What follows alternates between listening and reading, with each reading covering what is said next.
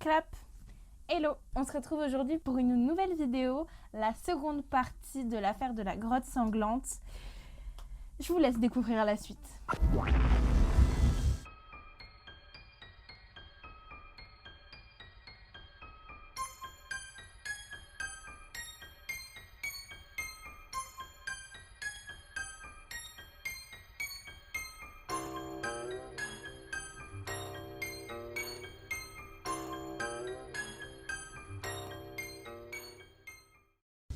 Nous allons parler aujourd'hui de la deuxième partie de l'affaire de la grotte sanglante. Donc si vous n'avez pas vu la première partie, je vous invite à aller voir ma vidéo de la semaine dernière qui en parle. Pour vous résumer un petit peu, on va juste repasser très vaguement sur ce qu'on a dit la semaine dernière pour éviter à ceux qui l'ont vu la semaine dernière de la re-regarder maintenant. Petit aparté, si le son est de mauvaise qualité, je suis vraiment désolée, j'essaye d'améliorer ça. Mais en fait, j'ai bidouillé des trucs et j'arrive pas à le remettre, donc voilà. Autre petit aparté, n'hésitez pas à me dire ce que vous pensez des couleurs. J'essaye d'apporter un petit peu, on va dire, du contraste, de la luminosité, des petites ambiances sympas dans mes vidéos. Je sais pas si ça vous plaît, donc n'hésitez pas à me faire des retours en commentaire sur les couleurs que vous aimez bien. Éventuellement les mélanges de couleurs qui peuvent être sympas à faire en vidéo. Et je suis désolée, j'ai pas la possibilité du tout d'avoir de fond. Donc du coup, faudra se contenter de cette lumière-là. Voici un petit résumé sur ce qui s'est passé pour que ça vous évite de regarder la vidéo une nouvelle fois ou de la regarder tout court. Nadège, c'est la femme de Rémi. Elle s'est suicidée en 2009 après une soirée arrosée où elle a trompé son mari. Elle a laissé une lettre dans laquelle elle explique justement qu'elle l'a trompé mais qu'il n'y a pas eu pénétration. Une lettre assez étrange. Après cette affaire, Rémi a refait sa vie avec une certaine Céline. Ils vont même se fiancer courant de l'année 2014. Mais un nouveau drame va toucher la famille, plutôt de près, puisqu'on va parler de l'amant, enfin de l'ancien amant de Nadège, la femme de Rémi. Patrick Histoire disparaît donc le 23 juin 2014. Retournons maintenant à l'affaire et à là où nous étions arrêtés la semaine dernière. Le 23 juin 2014, c'est la mère de Patrick qui va s'inquiéter.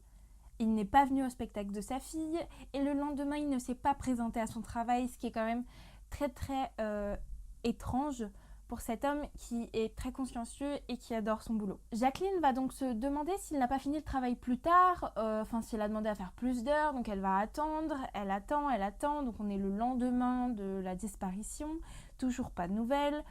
Bien sûr, elle essaye de le contacter, de le joindre. Personne ne répond, il n'y a pas de retour. Donc, elle va vraiment continuer à s'inquiéter. Puis, elle va se dire que peut-être il a été chez un ami. Elle essaye de trouver on va dire des hypothèses plausibles qui pourraient arriver, même si normalement, elle aurait dû être prévenue. Marc, le frère de Patrick, va être prévenu par sa maman et elle va donc lui dire que son frère a disparu, qu'elle n'a pas de nouvelles.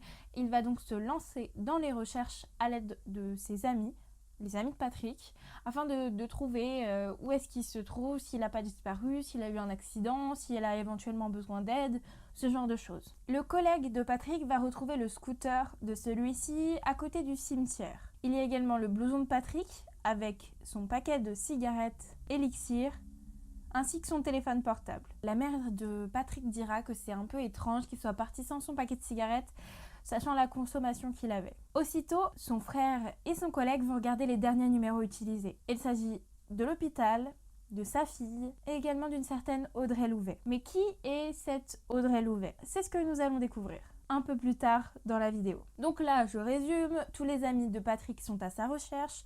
On a trouvé effectivement son scooter, mais rien à proximité du cimetière. Que dalle, rien du tout, aucun autre indice que ça. Marc et le collègue appellent donc Audrey, qui se trouve être le dernier numéro, enfin l'un des derniers numéros composés. Audrey va lui dire qu'ils avaient rendez-vous effectivement à 16h30, mais qu'ils se sont quittés et qu'elle est rentrée ensuite chez elle. Ils se sont séparés à l'arrêt de bus. Il se trouve peut-être que c'est la dernière personne qu'il a vue en vie. Ils vont également faire des recherches sur les réseaux sociaux, notamment sur Facebook, où ils vont trouver Audrey sous un autre nom, celui de Amina Sarah Ndiaye. Alors je suis désolée pour la prononciation si je le prononce mal. Mais en tout cas, du coup, c'était le nom par lequel elle se faisait appeler sur Facebook. Ils vont donc rappeler Audrey en essayant cette fois-ci d'être un peu plus violent en termes de propos pour savoir ce qui s'est passé réellement, qu'est-ce qui se passe, pourquoi ils n'ont toujours pas de nouvelles de Patrick. Elle va répéter la même chose et pas trop savoir quoi dire. Elle va finalement raccrocher et prendre peur un petit peu. C'est le lendemain que Mark ira reporter la disparition de son frère à la police. Voici la description de Patrick pour sa disparition. Il a les cheveux courts, mesure 1m78, vêtu d'un jean et d'un t-shirt avec des baskets qu'il portait le jour de sa disparition. Mark précisera que son frère a 2 tatouages, un de Jim Morrison dans le dos et un indien sur le bras gauche, celui-là Morgan. Autour du cou, il avait un pavois d'or. Le 17 juillet 2014, le corps de Patrick est retrouvé et identifié grâce à toutes les informations qu'on a pu obtenir de son frère. Sous le pont Saint-Clair, un homme est retrouvé. Il est ligoté et il a été fusillé. Il se trouve donc dans une grotte et après avoir été fusillé, on a mis le feu à son corps. Il s'agit donc de Patrick Eastward. Au début, toutes les pistes vont être explorées, aucune n'est favorisée, ça ressemble à un règlement de compte pour une affaire de drogue ou d'argent, enfin ça ressemble à une exécution. À Sète, tout le monde connaît cette grotte. C'est la grotte de Listel. Et il se trouve que peu de temps avant, l'ex-femme de Patrick, Claude, avait justement parlé de cette grotte en disant que Patrick avait une espèce d'amour-haine envers elle et qu'ils devraient aller fouiller de ce côté-là. Les grottes sont souvent utilisées par les jeunes pour faire des petites fêtes improvisées et squatter. Donc en fait, il y a pas mal de... Enfin, elles sont un peu dégueu, si vous voulez. Il y a pas mal de choses dedans. Le 2 juillet 2014, la SRPJ est sollicitée pour une disparition inquiétante. Ils vont donc taper le nom de Patrick Eastward dans leur registre et s'apercevoir qu'en fait, il est en lien avec une autre affaire qu'ils ont traitée il y a quelques années, en 2009. Il s'agit du suicide de Nadège. Nadège, la femme de Rémi. Le 5 juillet 2009, Rémi Chen a contacté son voisin paniqué parce qu'il avait retrouvé le cadavre de sa femme qui s'était suicidée dans leur garage. À ce moment-là, Rémi va également être placé sous écoute. Effectivement, on peut dire qu'il est quand même sacrément suspecté parce que c'est quand même l'ex-mari de la femme qui s'est suicidée après avoir eu une liaison avec Patrick. Laurine précise également, donc Laurine c'est la petite fille, la fille du couple, qui précise également qu'en fait elle savait très bien que sa mère avait des problèmes psychologiques et qu'elle était très fragile. Donc ça n'est pas forcément nouveau parce qu'en fait elle avait des problèmes psychologiques, elle était enclin à des crises et elle pouvait totalement vriller peut-être à chaque moment. Donc c'est pour ça que sa fille, on va dire, elle n'a pas compris son geste, mais elle l'a justifié en expliquant qu'elle avait des problèmes psychologiques. Elle précisera également que ses parents étaient une famille très soudée. Lorsque Patrick avait disparu depuis 15 jours, Rémi n'avait aucune déclaration à faire parce qu'il se trouve qu'il a été interrogé forcément pour la disparition de Patrick. Rémi dira qu'il connaît seulement Patrick de vue. Et puis ça va un peu choquer la police étant donné que c'est lui qui a donné son numéro à la police lors de l'enquête pour sa femme, donc il le connaissait forcément un peu plus que de vue. Lors de la 3e audition, c'est à ce moment-là que Rémi va décider de justement parler de cette affaire avec sa femme, en disant qu'il connaissait sa femme et que c'était avec lui qu'elle avait eu sa liaison. Il dira qu'il n'est pas du tout en contact avec lui et que justement il a voulu s'écarter de tout ça pour éviter de faire une bêtise et se concentrer sur sa fille qui était quand même très jeune à l'époque pour pas qu'il pète un câble et qu'il brise sa famille. On va reparler un petit peu de la disparition de Patrick, mais aussi d'Audrey. Audrey Louvet, c'est quand même la dernière personne à avoir vu Patrick en vie. Le 25 juin 2014, elle est entendue par la police pour expliquer ce qu'elle a fait avec Patrick et surtout parce qu'il a disparu, donc d'avoir des explications aussi, parce que c'est la dernière personne à l'avoir vu en vie, à ce moment-là, à l'avoir vu tout court. Ils se sont donc donné rendez-vous à 16h30 et puis ils ont pas mal discuté, mais finalement ils se sont quittés à 17h. C'est un peu étrange de se donner rendez-vous que pour 30 minutes, mais bon. Audrey est venue en voiture. Quelqu'un l'a déposée. Mais qui l'a déposée ? On va lui poser la question, mais elle va essayer d'esquiver un peu la question. Et puis finalement, elle va répondre que c'est Rémi. Que c'est Rémi Chen qui l'a déposée. Et là, tout de suite, les enquêteurs vont faire le lien avec Rémi en se disant que Audrey et Rémi, ils se connaissaient. Et donc, ils avaient peut-être un lien dans cette affaire et que ça va justement permettre de la résoudre. Le 3 juillet 2014, Rémi est vu en train de sortir de l'immeuble d'Audrey. Ils sont toujours en contact. Ils sont tous les deux placés en garde à vue, mais ni l'un ni l'autre ne craquent réellement, on va dire. La police explore également la question de l'argent pour Patrick, parce qu'il avait cette affection pour le jeu, donc peut-être qu'il avait parié trop, perdu beaucoup d'argent et que des gens lui en voulaient pour ça. Mais en fait, c'est une piste qui va pas vraiment aboutir, parce que si vous voulez, le frère de Patrick, Marc, dira que son frère jouait mais pas dans l'excès, qu'il pariait pas des sommes astronomiques et que la plupart du temps c'était des petites bavioles. C'est donc le 17 juillet 2014 que la police va décider d'aller dans cette grotte et qu'ils vont être choqués par l'odeur qui va en premier lieu les prendre à la gorge et qu'ils découvriront le corps de Patrick. Ils découvrent un corps à semi-carbonisé, seul un pied dépasse des cendres. Il a les mains attachées, son crâne est explosé par un coup par un tir et un plomb sera retrouvé dans une des parois de la cavité. À l'annonce de la mort de son père, Alabama va être complètement bouleversée.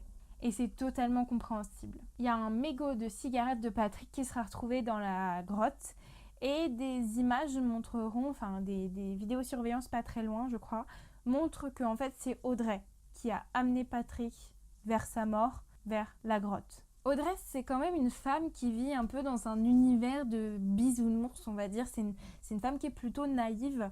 Alors, c'est pas du tout par rapport à mon avis personnel, mais c'est vraiment par rapport à ce que j'ai lu. Pour que vous puissiez comprendre un peu la personne d'Audrey, on va revenir sur sa vie. Audrey a 2 enfants, 2 garçons. Et sur internet, comme je vous l'ai dit, elle se fait appeler Amina Sarah Ndiaye. C'est une association de prénoms qu'elle aime. Son père avait des attentions pour elle quand elle était petite. Puis, ses parents se séparent. Elle se retrouve sous la coupe de sa mère. Et dans la maison de sa mère, c'est une bonne à tout faire. Elle est utilisée. Si elle ne faisait pas bien les tâches, elle prenait une gifle. C'est durant le procès que Audrey s'est confiée sur son univers, sur sa vie, qui était assez chaotique. Alors, est-ce qu'elle l'a fait pour qu'on ait pitié d'elle ou est-ce qu'elle l'a fait pour expliquer comment elle en est arrivée là?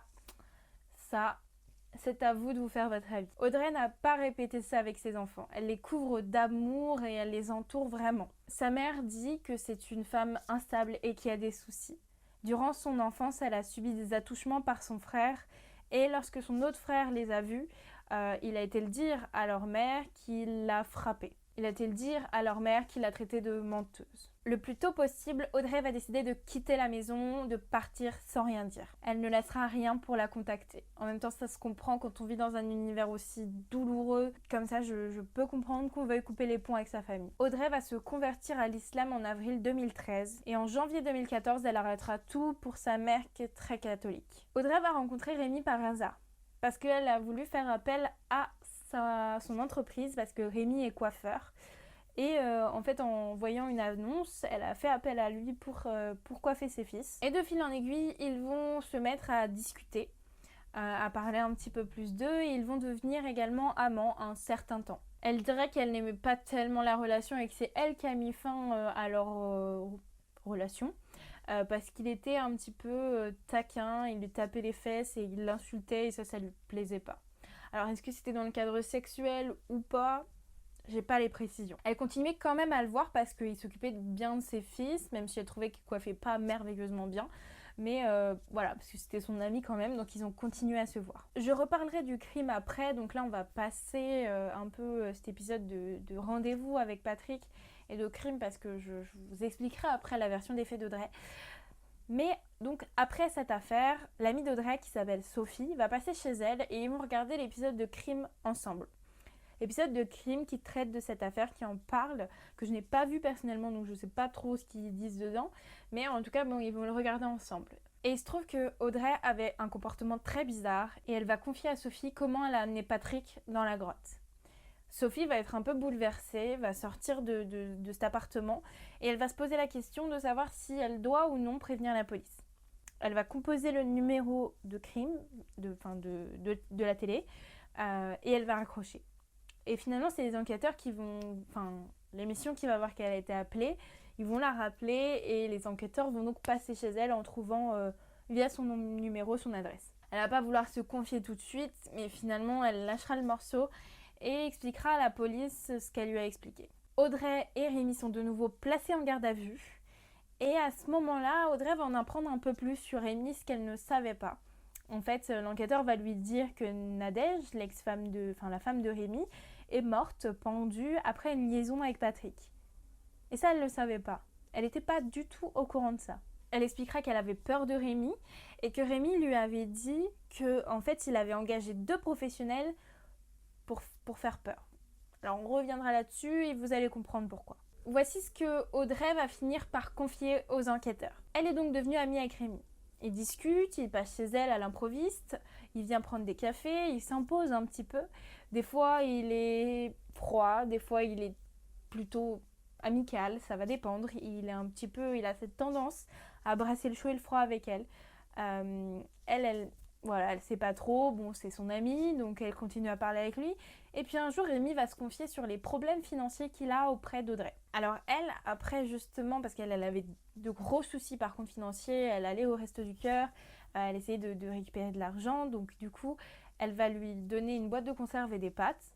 Après avoir eu pitié de lui, en fait, elle lui donne pour qu'il puisse nourrir sa fille parce que lui, il disait que c'était à tel point qu'il pouvait plus nourrir son enfant. En réalité, Rémi n'a pas du tout besoin d'argent. Rémi dispose de plus de 400 000 € sur ses comptes, 2 maisons et un bateau. Et il déclare toucher à peu près 1 500 € par mois. Voilà, bon, ça c'est des choses que j'ai vues dans l'article, vrai ou pas, je ne sais pas, mais en tout cas, il n'avait pas de problème d'argent. Audrey, en apprenant cela, se trouve encore plus trahie et donc va se confier encore plus sur ce qui s'est passé. Rémi, lors d'une de ses visites, un peu plus proche du crime, ils vont parler et il va lui dire vraiment Audrey, j'ai de gros soucis d'argent, j'ai vraiment de gros problèmes, est-ce que tu pourrais m'aider? Et elle va accepter de l'aider. Rémi va donner une photo d'une carte d'identité à Audrey en lui expliquant que c'est un homme qui lui doit beaucoup d'argent et elle va le reconnaître immédiatement, c'est Patrick Hisward.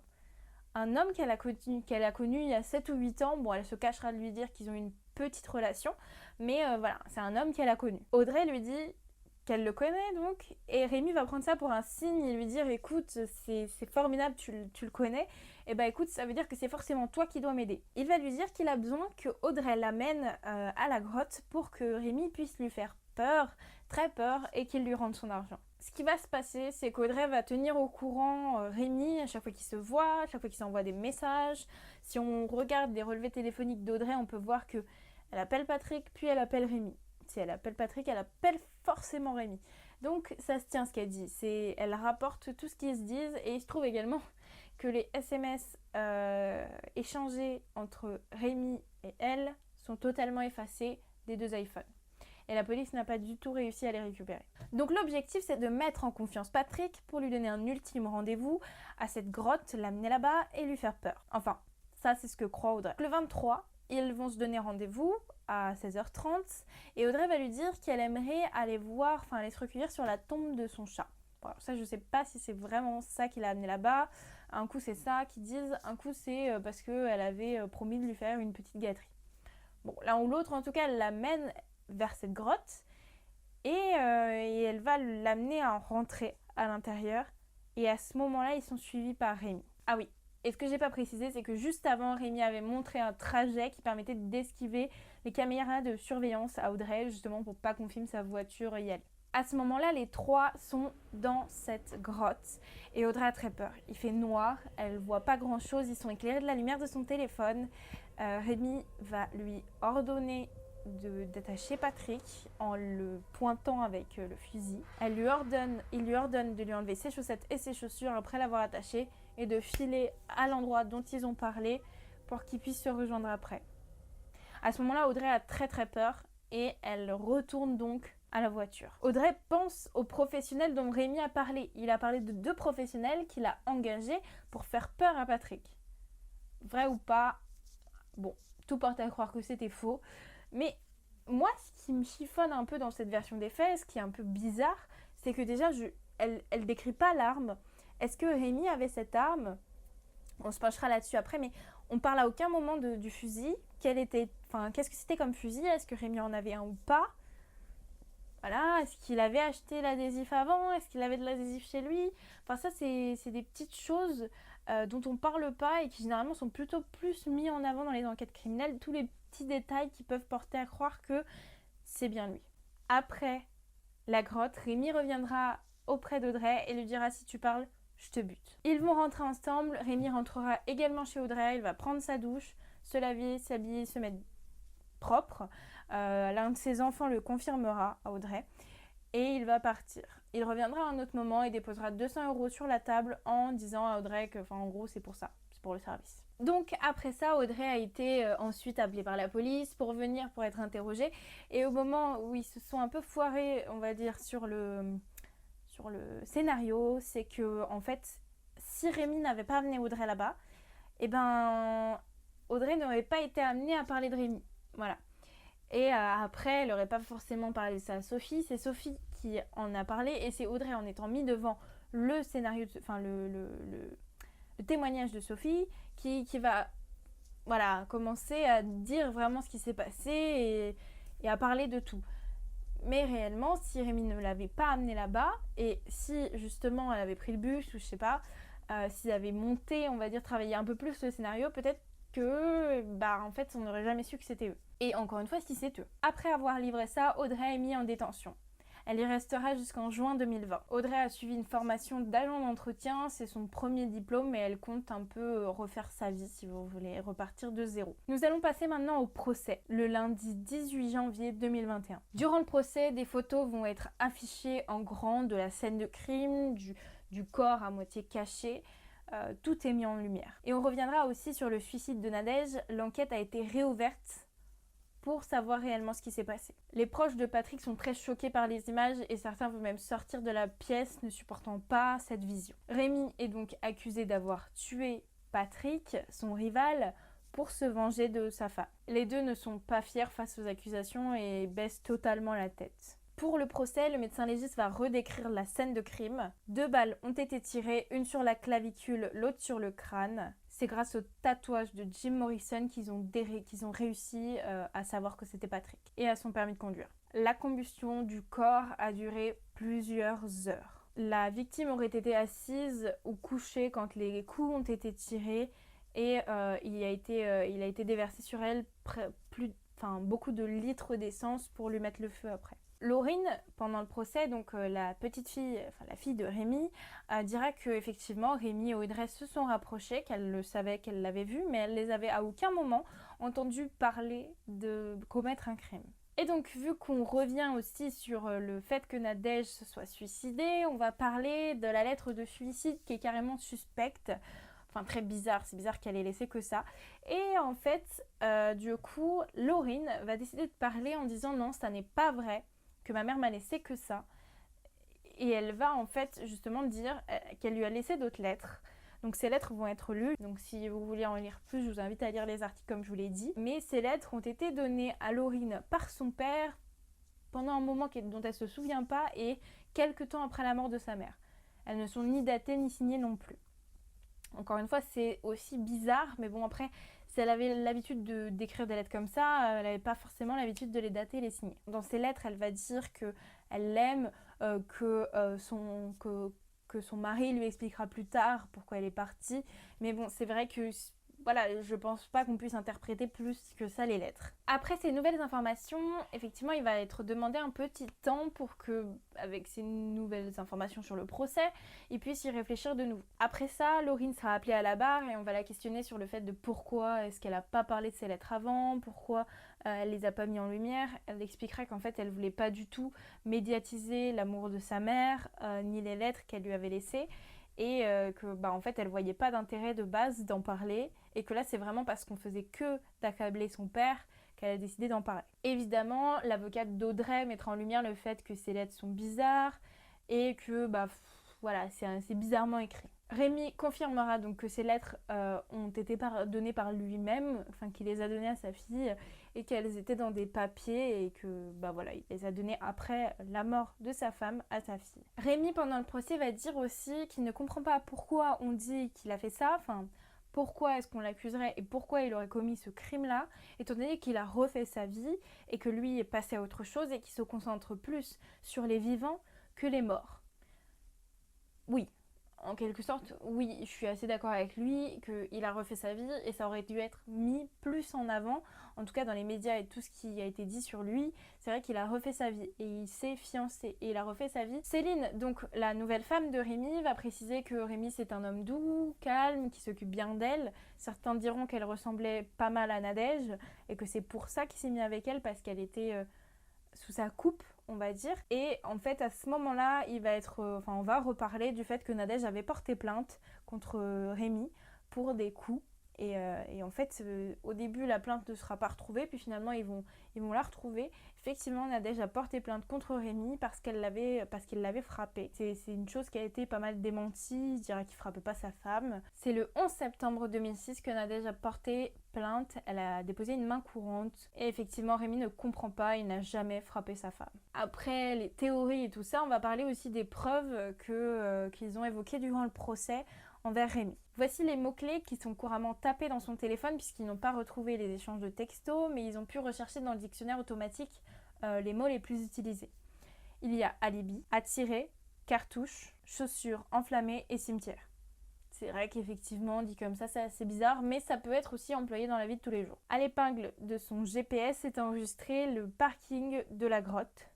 Et ça, il dira que c'est sa fille qui l'a enregistré et que je sais pas quoi, c'est pas lui. Son téléphone était coupé le 23 juin 2014, donc le jour du meurtre de Patrick, entre 14h39 et 17h42. Bon, ce qui est un peu étrange, c'est qu'ils étaient censés se retrouver qu'à 16h30 avec Audrey. Donc pourquoi il aurait coupé son téléphone plus tôt? Il dirait que c'est parce qu'il avait renversé de l'eau dessus et que c'est pour ça qu'il l'a coupé, en étant chez une cliente qui n'a jamais été retrouvée. Des personnes diront aussi qu'ils ont entendu, 2 personnes je crois, diront qu'ils ont entendu un jour Rémi crier dans le couloir de l'hôpital où travaillait Patrick « Toi, je t'aurai un jour ». Bon, alors ça, c'est pas nécessairement une preuve, mais ça se rapporte au dossier. Audrey, pendant sa détention, elle a écrit quelques poèmes sur Rémi. Je vais vous en lire un passage. « Tu as menti, tu m'as manipulé. Juste pour te venger. Aujourd'hui, je ne comprends toujours pas pourquoi tu as fait ce que tu as fait. 3 familles sont brisées. Je te déteste, je te hais. Pour tout ce que tu as fait, un jour tu sortiras et lui ne reviendra pas. » Bon, après là, ça veut dire ce que ça veut dire, hein, on est d'accord. L'ex-femme Claude, donc l'ex-femme de Patrick, viendra parler à la barre. Elle précisera que c'est elle qui a demandé à la police, qui a dit à la police qu'elle les orientait vers la grotte, étant donné le lien entre Patrick et la grotte. Un psychiatre, concernant le comportement de Rémi, va dire « Ce n'est pas un acte sadique, mais un acte de souffrance psychique. Pour assécher une haine insoluble, il n'y a pas de trait asocial, il n'est pas dangereux pour la société, sauf peut-être pour les gens qui l'aiment. » Donc le vendredi 29 janvier, Rémi est condamné à 30 ans de réclusion criminelle pour l'assassinat de Patrick Isward et Audrey Louvet à 12 ans pour enlèvement, détention et séquestration. Les deux ne feront pas appel de la décision. Je vais juste passer sur quelque chose dont je n'ai pas parlé pendant l'affaire. Donc je vous ai parlé de mes doutes concernant le fait qu'il n'y ait pas eu de recherche concernant l'arme ou le scotch utilisé. Mais il y a aussi une autre piste qui a été fouillée par les enquêteurs, mais j'ai pas vu d'aboutissement. C'est qu'en fait, dans la grotte, il a été retrouvé un mégot qui est passé donc en analyse ADN, et il a été retrouvé que c'était justement quelqu'un déjà incarcéré qui était lié à des crimes d'argent, du trafic d'argent. Donc je ne sais pas si éventuellement cette piste a été jusqu'au bout ou non. Je suppose que vu que le jugement est arrivé, oui. Et puis c'est vrai que dans cette grotte, il y avait beaucoup de passages, donc ça veut trop rien dire. Il était incarcéré pour trafic d'armes et association de malfaiteurs. Durant toute l'enquête, Rémi a clamé son innocence. Il a démenti toutes les théories, mais finalement il n'a pas fait appel du jugement. Alors est-ce que ça veut dire qu'il avoue le crime? Je ne sais pas. Serons-nous un jour justement à l'aboutissement de cette affaire? Je ne sais pas. Voilà, cette affaire est maintenant terminée. J'ai dit tout ce que j'avais à dire. Voilà, si vous voulez plus d'informations, encore une fois, j'ai recherché dans pas mal d'articles. Vous avez beaucoup de liens en barre d'infos. Si vous avez des questions, n'hésitez pas à les poser en commentaire. Peut-être qu'il y a des choses que j'ai pas approfondies, mais sur lesquelles j'ai peut-être des réponses. Donc n'hésitez pas. N'hésitez pas aussi à mettre vos théories dans les commentaires si vous en avez. Voilà, si vous avez des ressentis un peu plus sur certaines choses. Si vous pensez justement que ça peut être autrement, ou si vous avez eu vos propres informations dans la presse. Je vous souhaite une bonne rentrée du coup, puisqu'on est en janvier. J'espère que tout se passe bien pour vous, que vous allez bien, et puis je vous dis de bien faire attention à vous, et on se retrouve la semaine prochaine pour une nouvelle affaire. Ciao!